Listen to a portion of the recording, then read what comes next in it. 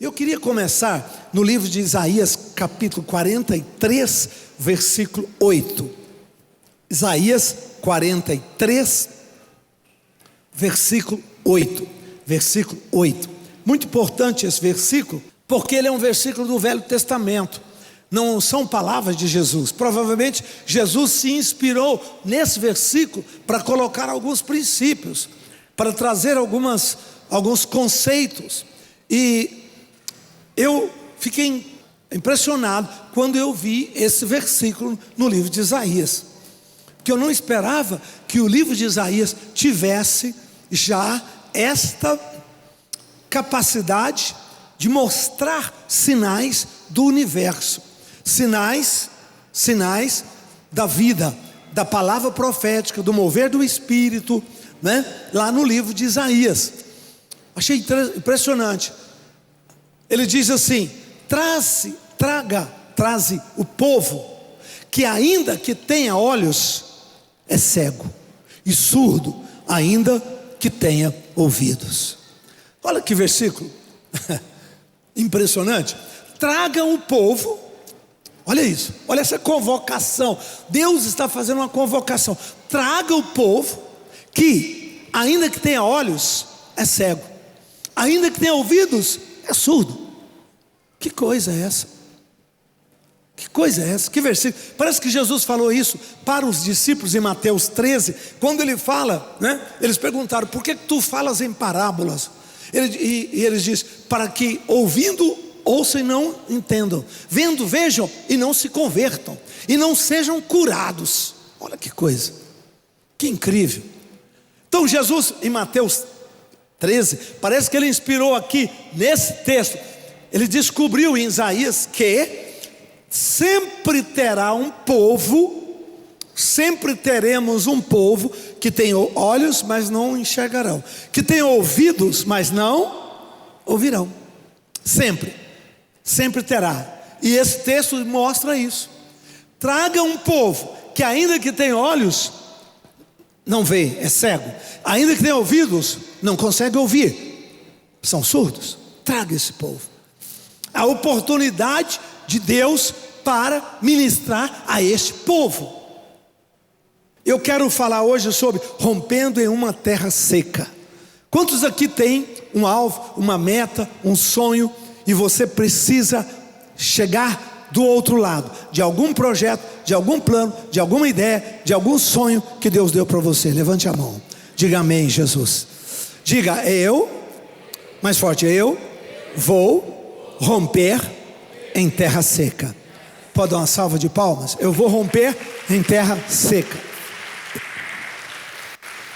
Normalmente nós perguntamos: o que é uma terra seca? É a terra que é composta por um povo que tem ouvidos, mas não escutam, tem olhos, mas são cegos, eles não enxergam. Ou seja, materialmente são pessoas bem dotadas, tudo perfeito, somente que não conseguem entender uma realidade espiritual que está além. Projeta para mim para o versículo 6 de 48, de Isaías 48. Nós estamos lendo o 8, volta o 7 e volta o 6. Vai lá. Direi ao norte: entrega, e ao sul: não retenha. Traga meus filhos de longe e minhas filhas das extremidades da terra. Próximo. A todos que são chamados pelo meu nome, e os criei para a minha glória, e os formei e os fiz. Agora o 8. Traga o povo que ainda que tem olhos é cego, e surdo mesmo que tenha ouvidos. Esse povo que ele diz que está cego, mas tem olhos, está surdo, mas tem ouvidos, é o povo que ele diz no versículo 7 e 6, ou 6, 7 e 8, esse povo é o povo que ele chama de meu povo. Ele diz: meu povo que eu criei para a minha glória. O texto é um só. Volta de novo no 6, 7 e 8, por favor. Volta aí. Direi ao norte: entrega, ao sul: não retenhas. traga meus filhos de longe, minhas filhas das extremidades da terra, todos os que são chamados pelo meu nome, e os que criei para a minha glória, e que formei e que os fiz. Aí trago o povo que ainda que tem olhos é cego, ainda que tem ouvidos, mas são surdos. Fala comigo, avivamento. Olha para teu irmão, dê um sorriso e diga: tem esperança. Todas as pessoas que você prega, que você fala, todas as pessoas que você ora por elas, todas as pessoas que movem, que constituem uma terra seca, presta atenção, tem esperança. Deus irá chamá-los, seus olhos serão abertos, seus ouvidos serão abertos, e eles conhecerão um Deus verdadeiro. Mesmo que sejam seus filhos, não é? Parentes, ou mesmo que sejam pessoas que provavelmente conviveram com você distante. Muitas vezes nós temos olhos, mas não enxergamos. Não são só eles que passam isso. Eles não enxergam o reino, os dois reinos. Eles só enxergam o reino material. O apóstolo Paulo fala do reino material, do reino das trevas, e Paulo fala do reino da luz. O apóstolo Paulo esclarece isso como ninguém no livro de Efésios e Colossenses. Dois reinos, reino das trevas. Quando tem trevas não tem luz, quando não tem luz não enxerga nada. Se você ficar no escuro aqui, você não vai enxergar pessoas, você não vai enxergar cadeiras, você não vai enxergar corredor, você não vai enxergar nada. Quando acaba a luz, acabou toda possibilidade de se enxergar. Então nós temos, não é, a escuridão, né, do reino das trevas, mas muitas vezes eu e você também não enxergamos. Muitas vezes nós enxergamos parcialmente, nós enxergamos apenas parcelas, né? Nós deixamos escapar um monte de realidades, um monte de promessa. A maneira com que você processa a vontade de Deus para você nem sempre é uma maneira ampla, completa. Eu quero te dizer, Deus vai começar a abrir os olhos do seu povo. Deus vai começar a abrir os olhos do seu povo. Diga amém, eu recebo. Traga o povo que tem olhos, mas não vê, que tem ouvidos, mas não ouve, e não entendem, e não convertem consequentemente. Só que aqui Jesus botou um negativo, né? Não entendem e não converterão. Aqui não, a promessa de Isaías é: traga meu povo, e eu os curarei. Traga o povo que eu construí para a minha glória. Quero falar uma coisa para vocês, eu vou insistir nesse mesmo conceito. Nós vamos viver dias de muito avivamento. Muita gente vindo, muita gente falando como eu não enxergava, muita gente falando como eu não via, muita gente falando: meu Deus, você mesmo vai enxergar coisas, né, áreas da sua vida onde você deixou escapar. Gente, eu pensava que eu não tinha a prosperidade a meu favor, as promessas de Deus na prosperidade, na saúde, né, nos relacionamentos. Deus tem para nós não apenas a salvação, Ele tem vida e vida plena e vida completa. Dê uma salva de palmas a Ele. Projeta para mim João, Evangelho de João, capítulo 1.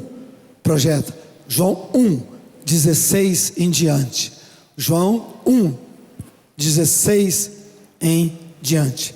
Incrível, que diz: todos nós temos recebido de quê? De quê? Sua plenitude e graça sobre graça. Maravilhosa promessa, sim ou não?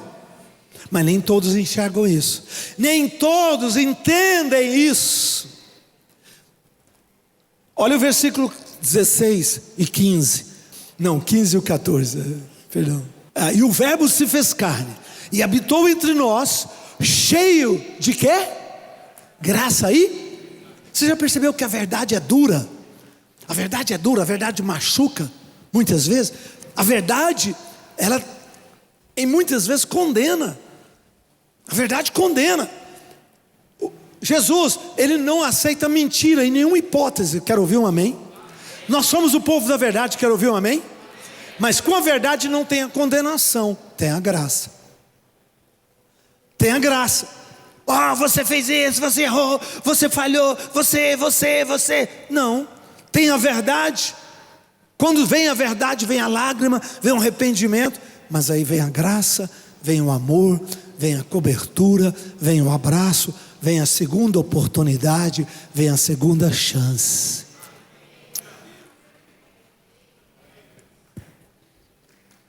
Você, pode dar uma salva de palmas. Você acha que todo mundo entende isso? Não entende. Ou as pessoas vivem na verdade, ou as pessoas vivem na graça. Ou as pessoas querem, não é, o dedo duro, verdade, acusação. Ou vive na graça, tá bom, eu também sou pecador, todo mundo apronta, a vida é assim mesmo, fazer o quê?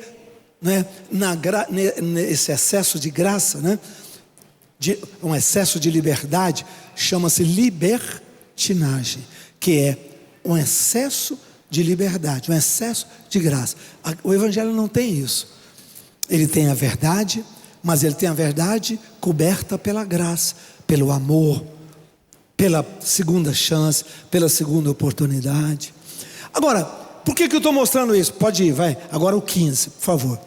João testemunhou a respeito dele e exclama: este é a quem eu disse que vem depois de mim, contudo tem a primazia, porque já existia antes de mim.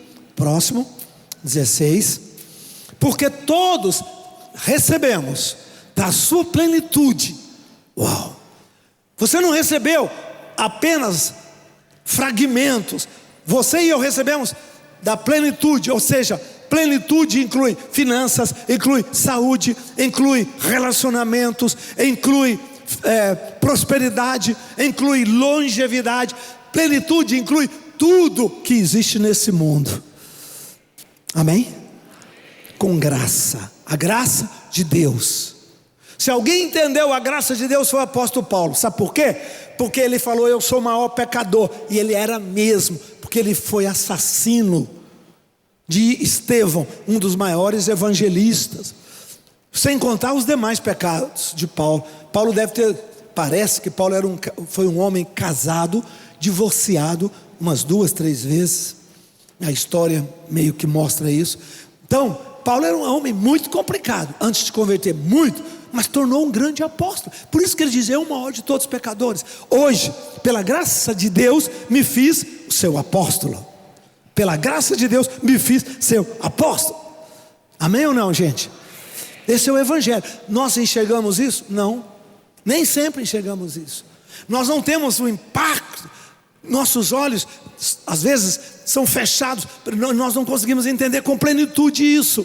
Deus vai abrir os olhos do seu povo, os ouvidos do seu povo nesses últimos dias, e nós vamos ter uma revelação do amor de Deus, do perdão de Deus, da graça de Deus, da plenitude de Deus na sua vida.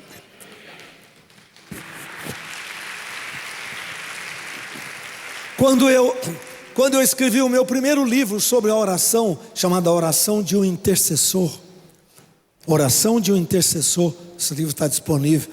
Eu devia ter menos de 30 anos. Foi um dos primeiros livros que eu escrevi, e é um livro, esses dias eu ainda li, dizendo: meu Deus, eu escrevi isso aqui, Jesus, 28 anos por aí assim, não é? Eu entendi naquela época que eu estava buscando muito sobre intercessão, oração. Eu entendi uma coisa muito interessante. Quando você ora, né, os níveis da oração: petição, Pai, faz isso. Petição, estou pedindo, faz, ajuda, Senhor. Só um pedido. Depois sobe um pouquinho mais a pressão por dentro. Intercessão, quando você sobe. Petição, você está pedindo. Intercessão, você está sofrendo. Aquilo machuca você, aquilo gera por dentro, aquilo mexe com você, tira lágrimas. Intercessão. Suplicar, subiu mais ainda. Mas petição, aqui embaixo: faz, Senhor, em nome de Jesus, nós te pedimos. Apenas uma oração tranquila, mental, focada. Subiu, Intercessão. Pai, por favor, move, age. Isso é intercessão. Subiu, pressão. Deus, eu te suplico, em nome de Jesus. A intercessão é tão forte que você não come. Você está jejuando. Mas não é que você está jejuando por um programa. Você está jejuando porque tem tanta pressão interna que você dispensa comida. Você está chorando em intercessão, em lágrimas.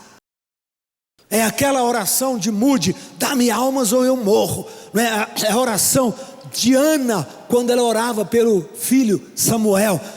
Dá-me meu filho, ou eu morro, ou eu morro. Ali está a intercessão, a batalha por dentro. Para aí, parece que é o mais profundo. Não. Sobe. Tem um outro nível chamado ordenação. O que é isso? Ordenação. Quando você passa por essa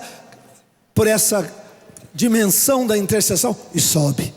Você vai para um nível de autoridade tão forte, com tanta fé, seus olhos são abertos, você enxerga a plenitude. Você fala, é meu direito. Satanás, para de resistir, para de segurar. Satanás, eu te ordeno, solta minha filha, solta meu filho, solta a mente, solta o coração, solta. Você entra num nível tão forte de autoridade, que as trevas tremem.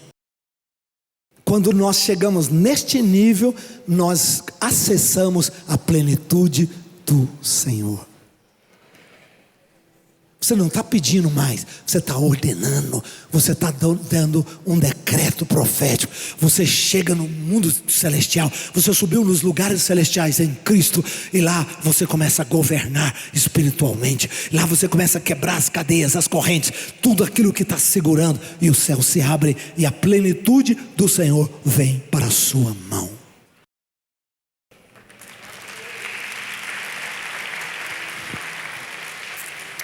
Nesse nível não tem condenação, conversas culpas, conversas de Satanás, fofocas. Isso fica como se fosse um fio podre, um cordão podre, queimado, tudo estoura, acabou. Ali, neste nível, acabou. Não tem resistência humana, não tem resistência material. Por quê? Porque nós estamos no nível de ordenações proféticas. E ali é este o nível que a gente acessa toda a plenitude do Senhor. Presta atenção, igreja profética, igreja Sara Nossa Terra. Esse é o nosso lugar. Nosso lugar está assentado nos lugares celestiais em Cristo Jesus.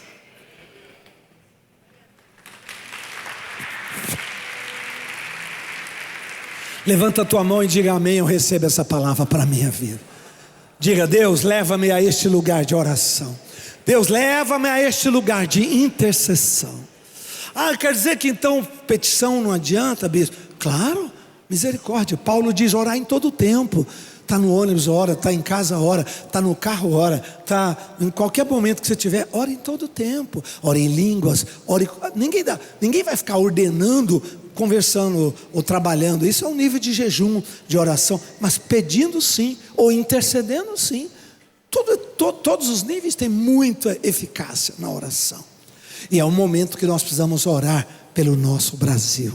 Precisamos orar por este mover de Deus, para que Ele abra os olhos ao povo que tem olhos, mas não enxerga, que tem ouvidos, mas não escutam. Não adianta eu e você falar. Jesus diz assim: e quando vier o Espírito Santo Consolador, que eu enviarei, quando vier, Ele convencerá. Diga comigo, Ele convencerá. Presta atenção, não são os argumentos nossos que convencem. Nossos argumentos são importantes para quebrar a narrativa do mal. Argumentos proféticos são necessários, porque o mal constrói uma narrativa.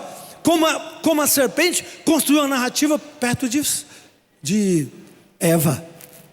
Perto de Eva, né? Não, Deus falou que você pode comer. Ele sabe que se você comer, você vai ser como Ele. Narrativas,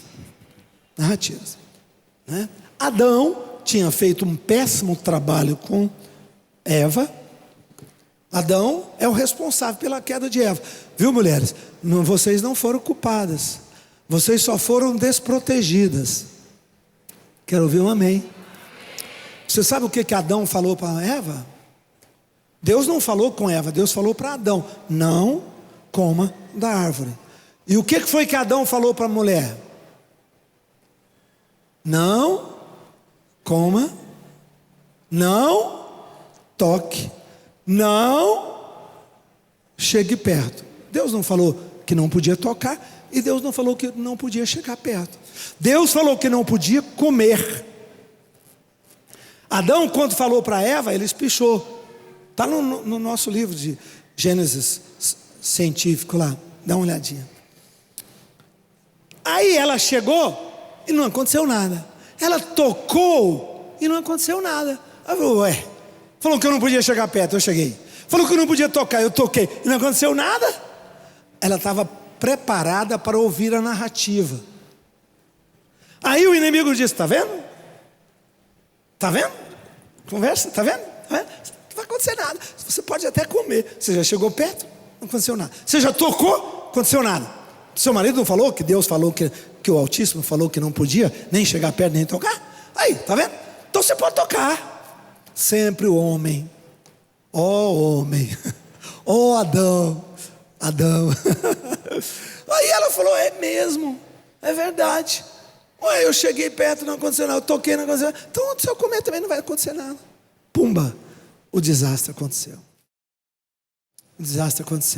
Então, quero falar uma coisa para vocês. Quando ele vier, quando o Espírito Santo, Jesus diz, quando eu enviar o Espírito Santo, ele convencerá o mundo. Quantos querem que Deus convença pessoas, seus filhos, seus parentes, seus amigos, alguém que você está trabalhando, lutando e orando por ele? Diga amém, Jesus. Diga comigo: eu vou orar. Diga: seus olhos serão abertos. Diga: seus ouvidos serão abertos. Diga: essa pessoa faz parte do povo escolhido, porque é minha aliança com meu Deus. E o Senhor estará protegendo e agindo. E a palavra de Isaías cumprir-se-á sobre esta vida. Amém? Eu já orei, já pedi, não aconteceu nada. Aumenta a pressão. Não, eu já supliquei, não adiantou. Aumenta a pressão. Não, eu já... Presta atenção, vai aumentando a pressão. Até você chegar no nível da ordenação. Quando você chegar lá, acabou. Satanás vai te entregar tudo antes de você ordenar. Ele vai falar: já perdi tudo, está aqui, ó. Aí virá tudo o que você sempre pediu, almejou, desejou, filhos, filhas, negócios, amigos, tudo. Deus simplesmente vai deixar e depositar aos teus pés. Amém?